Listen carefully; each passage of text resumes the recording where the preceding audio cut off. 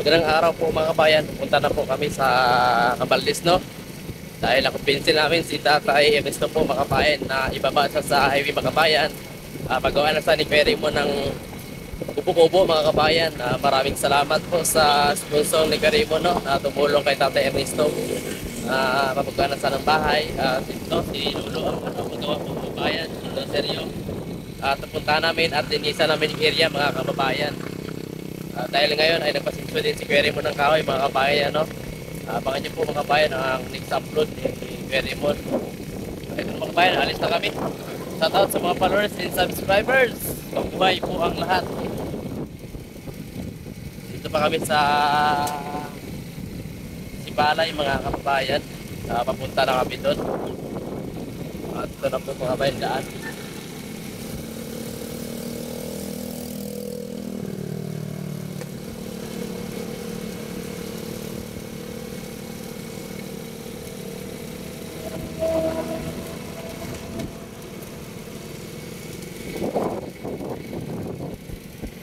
Nung pumunta kami noong nakarang araw mga kabayan, pagpunta namin doon sa bahay nila, walang tao mga kababayan. Kaya naghanap sa ng kahoy mga kabayan para po ay ibinta niya, para po ay meron sang pambili ng bigas mga kabayan. Nanguha sa ng kahoy. Sabi si Tatay Ernesto po mga kabayan, no, ang galing mag-gitara, no? May talent pala si Tatay Ernesto po mga kabayan. Galing kumanta, galing mag-gitara. Gawin na natin yung sarili niya mga kabayan na hindi na ganun kalala ang sitwasyon niya mga kabayan, no? Na linisan na to yung katawan niya, gupitan at palitan ng damit mga kababayan para po ay maging okay na po si Tatay mga kabayan. Maganda ito mga kabayan dahil po ay malapit na po sa kalsada.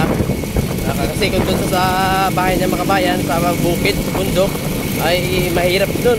Kasi baka anong mangyari sa kanya, magkasakit siya, walang makatingin-tingin na tao doon. Kasi hirap kasi doon punta ng bahay niya mga kabayan na walang tao makapunta doon.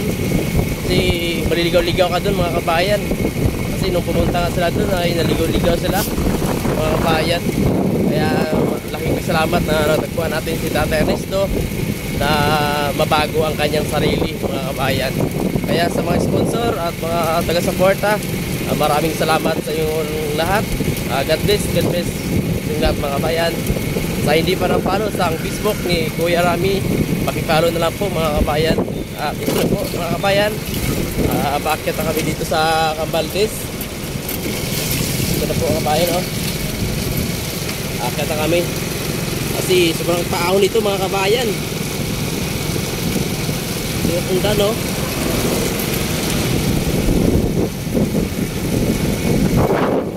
Ito yung daan mga kabayan. Dito na tayo mga kabayan. Paakit na kami pa mga kabayan. Kailangan ko pa dito ng buhilo. Taas mga kabayan. Kaya dito ako isakay.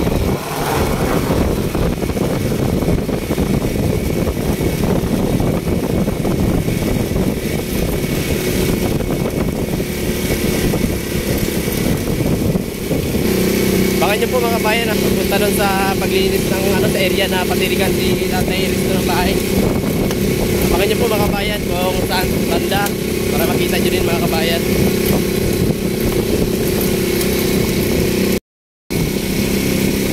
Sabi po mga kabayan, parang paahon na ito mga kabayan. Akit ba ito? Primera na to, primera para makasya.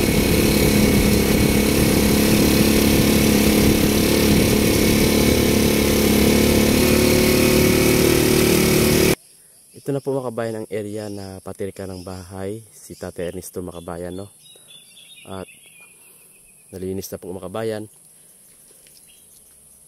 Salamat dahil po ay maibaba na natin si Tatay Ernesto po mga kabayan.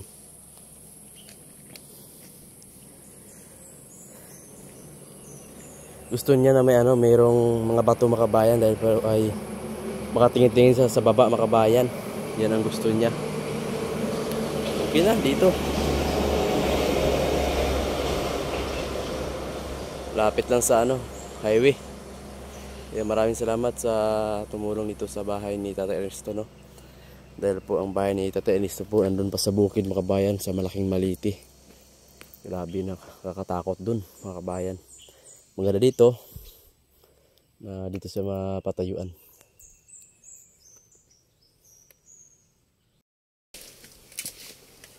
So mga kababayan, ito na po yung gagamitin, no?